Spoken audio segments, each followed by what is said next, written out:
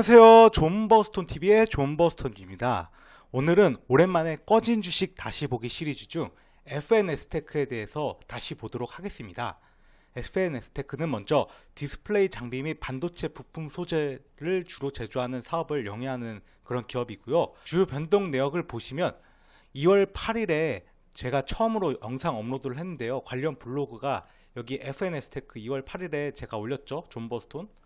근데 보시면 투자 포인트가 그때 상장 이후 최대 실적 예상, 그리고 두 번째는 반도체 슈퍼사이클 수혜주, 세 번째는 주주 친화적 정책 수행이라고 해가지고 배당을 200원 줬다, 뭐 이런 식으로 해서 이렇게 투자 포인트를 말씀을 드렸었고요.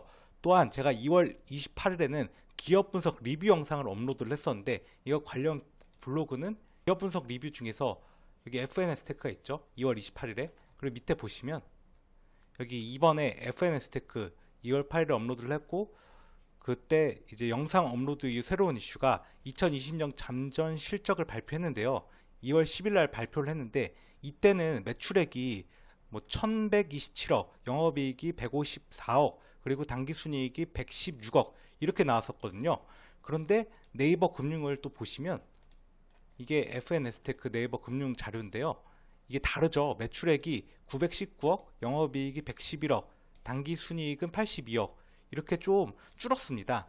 그 이유가 여기 제가 써놨는데, 2020년도 실적이 달라진 이유는 수익 인식 기준 변경에 따른 정정이며 차액 부분이 2021년도 실적으로 반영이 되기 때문에 이게 그 2020년도 실적이 달라졌는데요. 관련 공시를 보시면 이게 3월 12일에 나오는 이게 매출액 또는 손익구조, 이게 변동된 건데, 여기 정정이 된 게 외부 감사인 감사 결과 수익 인식 기준 변경에 따른 정정이라고 나오죠. 정정 전에는 고객사 설치 완료였는데, 정정 후에는 세금 계산서 기준으로 이게 바뀌었습니다.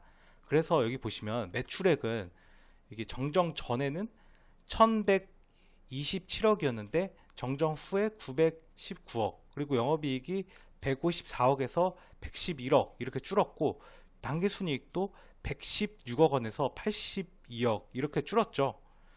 근데 이거는 그 수익 인식 기준에 따른 거기 때문에 어차피 이 차액이 그 2021년도 실적으로 반영이 되니까 이거 자체가 이렇게 줄었다고 FNS테크의 악재다라고 보기는 좀 어려울 것 같습니다. 그리고 2021년 5월 14일에는 1분기 실적을 발표를 했는데요. 관련 공시를 보시면 이게 5월 14일 분기 보고서고요. 손익계산서 쪽을 보시면 매출액이 전년 동기에 112억 원에서 251억 원으로 증가를 하였으며, 영업이익도 전년 동기에 5억에서 15억으로 거의 3배 늘었죠. 그리고 당기순이익 또한 전년 동기에 10억 원에서 17억 원으로 거의 1.5배 가량 이렇게 많이 늘었습니다. 그리고 여기는 교환사채가 발행한 게 있는데요. 특이하게 그 교환사채 회차 1회차 처음으로 이제 교환사채 등을 발행을 했고요.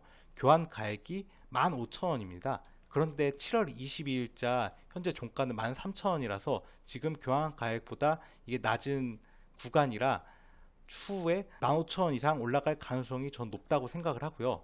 근데 여기서 봐야 될 거는 아직 납입이 되지 않았다는 겁니다. 8월 12일에 납입 예정이라서 지금 영상을 촬영하고 있는 7월 22일에는 아직 납입이 되지 않았고요. 교환 청구기간 시작일 8월 13일부터니까 뭐 약 한 달 정도 남았죠. 여기 조합에 발행을 했고, 자금 조달의 목적이 운영자금입니다.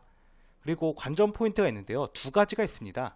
첫째는 화학적 기계 연마, 이거를 CMP라고 하는데요. 이 패드 재사용 기술 개발 성공으로 추후 실적 성장 가능성이 존재한다고 저는 생각을 합니다. 이게 관련 기사인데요.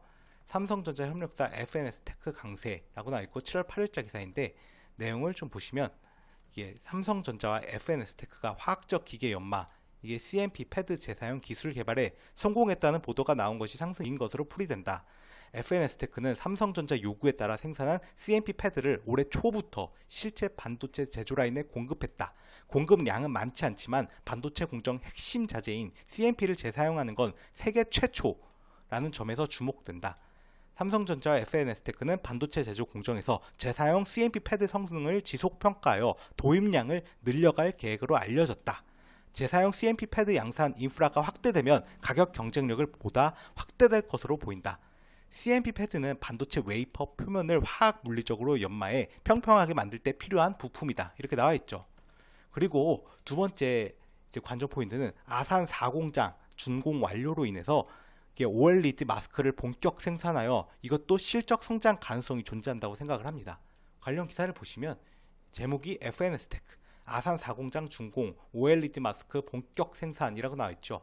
6월 29일자 기사고요. 내용을 보시면 반도체 디스플레이 제조 장비 전문 기업인 FNS테크가 아몰레드 디스플레이의 필수 소재인데 이게 OLED 마스크입니다. 이거를 본격 생산한다라고 나와 있고요.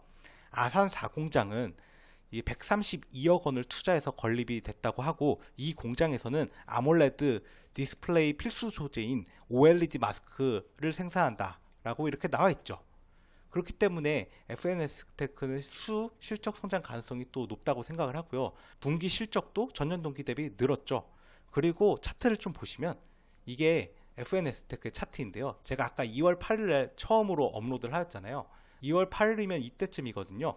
여기로 기준으로 보면은 횡보한다고 볼 수는 있지만 저는 추후 실적 성장 가능성이 높기 때문에 여기서 이렇게 올라갈 가능성이 훨씬 높다라고 생각을 합니다. 그리고 여기서 기술적으로만 보자면 장대 양봉 띄워주고 거래량과 거래 대금이 엄청 터졌죠. 그래서 이게 쉽게 죽을 차트도 아니라고 그렇게 생각을 합니다. 이상으로 FNS테크에 대해서 다시 알아보았습니다. 시청해 주셔서 감사합니다. 여러분의 구독과 좋아요는 영상 제작에 큰 힘이 됩니다.